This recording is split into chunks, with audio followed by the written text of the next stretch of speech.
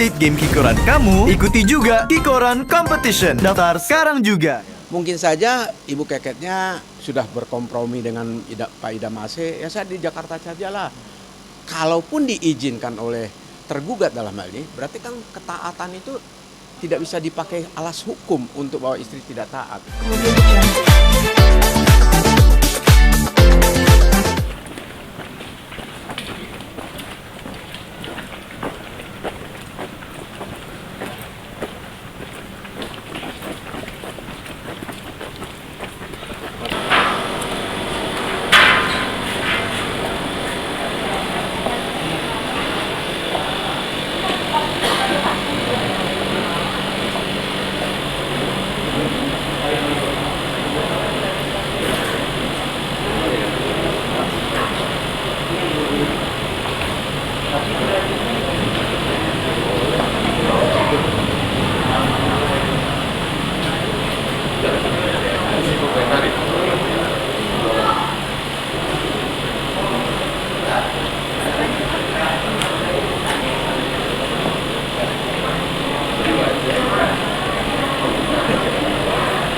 Pandangan Ibu Kekri, mungkin ada beberapa bulan tidak dibayarkan.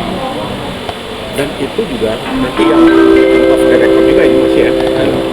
Nanti diungkap perjanjian kita berdua. Melawan tergugat Idam Aceh bin Lamase. Silahkan masuk ke ruang sidang 2.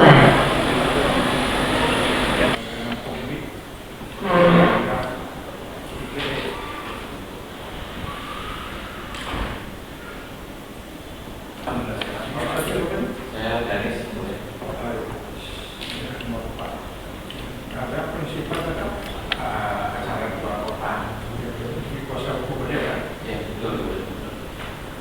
Pertanyaannya, apakah ada informasi dari pihak tergugat? Dari tergugat, informasi kami dapat bahwa ini sudah langsung menginformasikan kepada pengadilan Baikot bahwa tidak bisa hadir hari ini. Ada yang begitu. Karena sakit informasinya. Oh, betul. Iya. Kalau saya belum ada. Kalau memang sudah dikuasa si Catherine juga namanya karena ada kerjaan, kemudian prinsipalnya juga ternyata memberitahu juga ke kuasa penggugat bahwa dia kurang sehat. Penggugat KPP saja kalau kabur katanya, apalagi caleg kan. Jadi baik, jadi akhirnya tidak beda.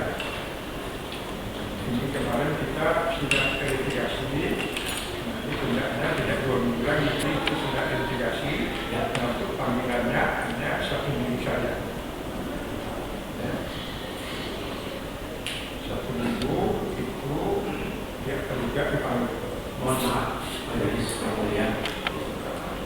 Ya, apa ya dari kita masih di Sulawesi, di Makassar.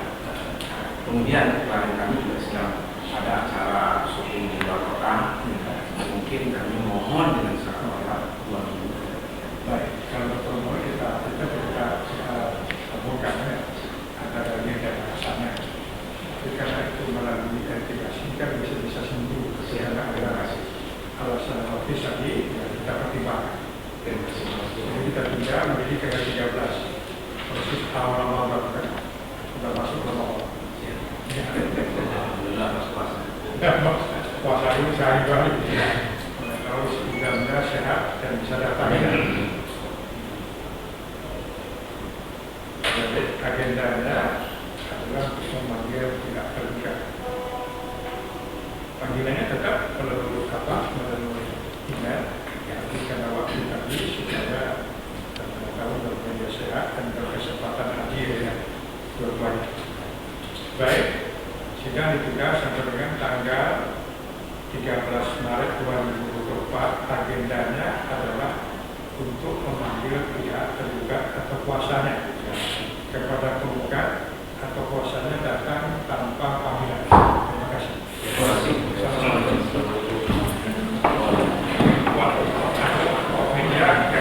Perlu saya sampaikan bahwa hari ini kebetulan adalah sidang yang sudah ditetapkan oleh Majelis Hakim.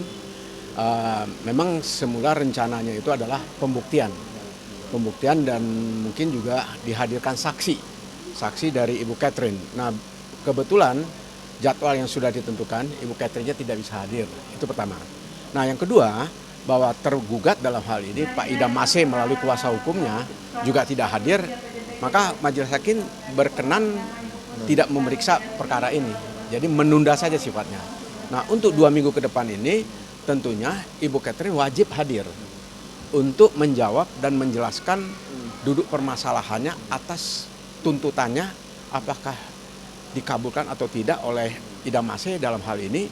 Ya, nanti Ibu Catherine yang akan menyampaikan, karena pada intinya tuntutan dari Ibu Catherine ini yang sesuai dengan alas hukum yang jelas, artinya uang idah dan mut'ah dan nafkah lampau, nafkah terhutang namanya, itu wajiblah diselesaikan atau dibayar atau dipenuhi oleh tergugat dalam hal ini Pak Idam Masih. Itu yang dapat saya sampaikan. Untuk Ibu Catherine ini ada informasi apa? Maksudnya penyampaian apa untuk hari ini?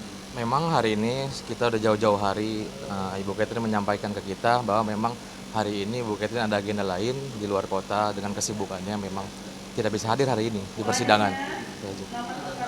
Poin-poinnya apa sih Pak? Mungkin selain nafkah tadi mungkin. Ya kalau boleh, karena ini sudah terungkap juga, karena kuasa hukumnya Pak Idam Masih waktu sidang sebelumnya kan sudah menyampaikan bahwa dia menolak seluruh apa yang menjadi tuntutan Ibu Catherine. Nah, kalau soal menolak sah-sah saja, artinya secara hukum siapa saja boleh menolak. Tapi dalam hal ini apakah tuntutan Ibu Catherine ini masih dalam koridor hukum? Artinya yang tidak berlebihan, alur hukumnya jelas. Ya, nanti semuanya yang menentukan, yang memutuskan adalah majelis hakim. Apakah tuntutan Ibu Catherine ini dikabulkan atau tidak? Ya, bersandar kepada putusan majelis hakim yang mulia. Oke. Kalau membahas nilai sendiri kan cukup fantastis ya, Iya. hampir 1 M per bulan. Itu gimana tuh Pak? Artinya memang nggak terlalu berlebihan atau kayak gimana? Begini, saya perlu meluruskan, tuntutan Ibu Catherine itu bukan 1 miliar 1 bulan, tidak. Jadi yang dituntut itu adalah kalau kita kembalikan kepada azas hukum dan kepada aturan hukum, dalam kompilasi hukum Islam itu sangat jelas diatur apabila terjadi suatu perceraian, maka hak-hak istri itu bisa dituntut, diminta untuk dipenuhi. Misalnya tadi kembali kepada uang idah. Uang idah itu kan selama 3 bulan 10 hari. Dibayar berapa per harinya, gitu kan? Terus kemudian mut'ah itu adalah hadiah. Hadiah itu adalah rasa hibah misalnya. Terus ada kenang-kenangan, diberikanlah uang mut'ah namanya. Nah, kalau nafkah terhutang itu adalah nafkah yang belum terbayarkan mungkin. Itu menurut Ibu Catherine, yang belum terbayarkan ya bayar dong. Itu kan kewajiban. Nah, itu kan tidak bisa ditolerir. Nah, nanti itu dituntut oleh Ibu Catherine. Nah, tuntutan itu yang diakumulasikan secara keseluruhan, totalnya lebih kurang 800 sekian sampai 1 M lah. Itu tuntutan. Nah, kalau soal nanti hakim mengabulkan atau tidak, ya terserah kepada hakim. Apakah hakim akan mengabuli semuanya? Apabila majelis hakim yang mulia nanti mengabulkan, maka itu menjadi aturan hukum dan menjadi undang-undang oleh para pihak yang harus ditaati oleh para pihak gitu loh. Terutama yang mentaati adalah yang berkewajiban memberikan haknya, karena dihukum di sana, nanti dihukum memberikan uang idah, mut'ah, dan menghukum untuk membayar nafkah lampau atau nafkah terhutang. Itu nanti berapa finalisasinya kan nggak tahu juga saya, kan tidak bisa saya tebak-tebak. Oh, berapa hakim akan menetapkan, belum tahu juga saya kan. Itulah Tapi yang diinginkan dari Kakek Cap sendiri mungkin lebih spesifik Pak, mungkin artinya berapa nominalnya itu yang harusnya gitu. Betul. Kalau masalah berapa kewajibannya, berapa yang dipenuhi, berapa yang dituntut, kan dia hanya menyampaikan ini loh yang harus saudara bayar. Nah, perlu dicatat juga pada saat informasi yang saya dapat dari klien saya, Ibu Catherine, pada saat mediasi, Idam Masih itu sebagai tergugat mengatakan saya sanggup untuk membayar 100 juta kepada Ibu Catherine. Nah, itu diucapkan dalam mediasi dan itu saya dapat informasi dari klien saya. Mediasi itu kan tertutup.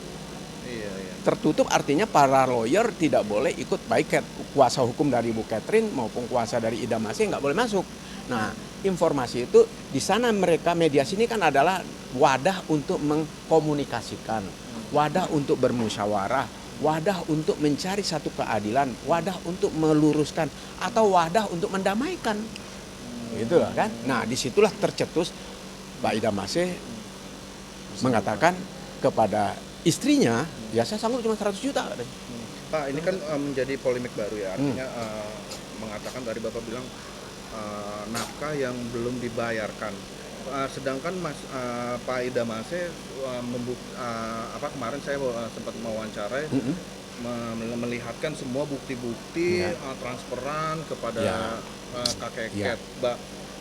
Dia mengatakan kenapa saya mesti menafkahi lagi, sedangkan dia sudah membawa rumah tangganya ke pengadilan agama. Ya, begini, kalau masalah yang dianggap sudah terbayarkan ya, itu kan nanti mau dibayar atau tidak dibayar, ada bukti atau tidak bukti, silahkan nanti kan menguji kebenaran bukti dan dokumen yang akan dikemukakan atau dibuktikan oleh para pihak, nanti yang menilai kan hakim. Hakim yang mulia menilai apakah ini layak, bukti ini atau bukti ini tidak mempunyai korelasi atau tidak mempunyai kekuatan hukum, ya majelis hakim yang mulia akan menilai. Itu poinnya, udah itu aja. Jadi saya tidak mau melebar, biarlah nanti semua bukti-bukti dari Ibu Catherine mengemukakan, Pak Ida Masih mengemukakan, maka finalisasinya adalah kepada majelis hakim yang mulia yang menentukan ini layak atau tidak, layak atau diputus, dikabulkan atau tidak. Itu aja. Tapi resiko hukum yang Ida Masih akan tanggung kalau nggak bayar tuntutan dari Bu Catherine sendiri seperti apa? Ya, kalau masalah dikabulkan atau apalagi sudah ditetapkan dalam amar putusan ya. Kalau amar putusan itu merupakan undang-undang, ditaati oleh para pihak. Nah, apalagi Pak Idam ini kan seorang legislator, ya kan, anggota dewan, DPRD, dia sebagai legislator ya taat hukum lah, ngerti hukum. Nah, mungkin dia mengabaikan apa yang menjadi putusan. Kalau dia tidak mengabaikan, ya kembali kepada Pak Ida Masihnya. Aturan itu undang-undang, berarti pelanggaran undang-undang namanya. Ya saya sih nggak mengatakan dia harus dihukum, tidak. Tapi yang jelas beliau itu adalah seorang legislator yang paham hukum, yang mengerti hukum, mungkin yang memproduk hukum gitu. Dari kuasa hukum Pak Idam dan Pak Idam itu kan hari ini juga nggak hadir. Mungkin karena faktor salah satunya keberatan atau tidak apa? Ya, dengan tidak hadir itu tidak ada kaitannya dan tidak ada korelasinya. Oh, karena keberatan segala macam, saya rasa tidak. Karena dia konfirmasi, kuasa hukumnya Ida Masih ini konfirmasi bahwa dia tidak bisa hadir dalam artikel dia sedang sakit. Itu informasi sakit dia, bukan Pak Idam yang sakit ya. Kuasa hukumnya konfirmasi ke kami sebagai lawannya, sebagai lawyer Ibu Catherine, dia konfirmasi, terus juga dia konfirmasi ke pengadilan hal yang baik lah, yang baik untuk seorang lawyer yang mengkomunikasikan. Jadi kita tidak hanya waiting saja, tapi dia sportivitasnya ada, dia lapor ke kami dan dia lapor ke pengadilan.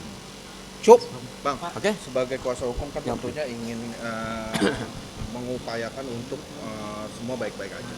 Artinya ada kemungkinan untuk duduk atau kemungkinan untuk kembali. Itu berapa persen sih mungkin dari pihak lawyer? Apakah memang udah sangat matang atau memang seperti apa gitu? Jadi begini, saya perlu jelaskan bahwa memang sudah masuk mediasi juga. Mediasi pun udah disepakati bahwa memang tidak keberatan antara dua belah pihak. Oh iya. Dikat lain dulu. Dikat. Berwenang mengatakan siapa yang berwenang?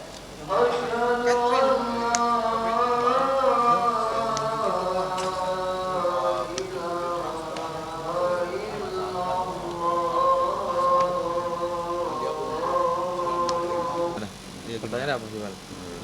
Iya, sampai saat ini apakah ada kemungkinan untuk kembali, karena masih Ida Masih masih menginginkan untuk ke arah situ juga sempat bilang.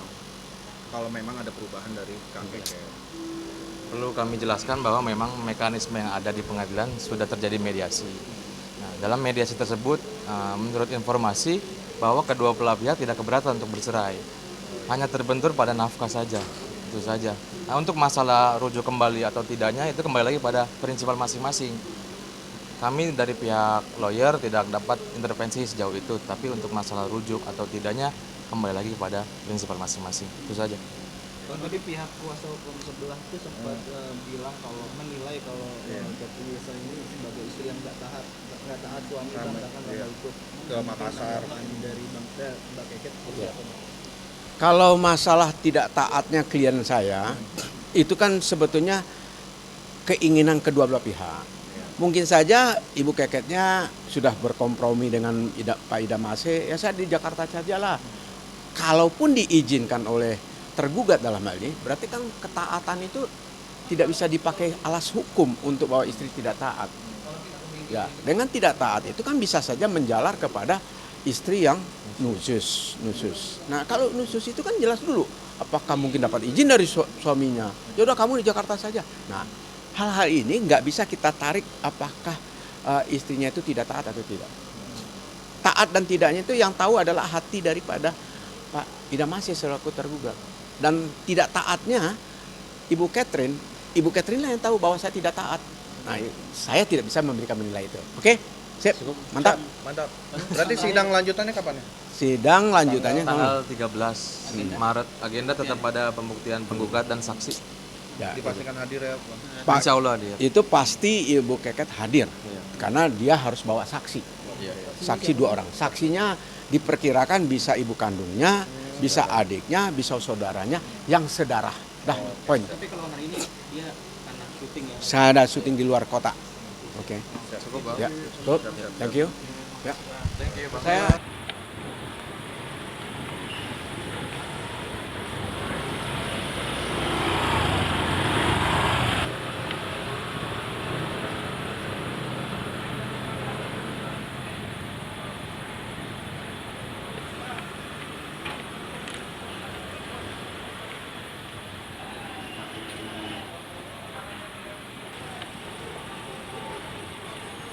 We'll be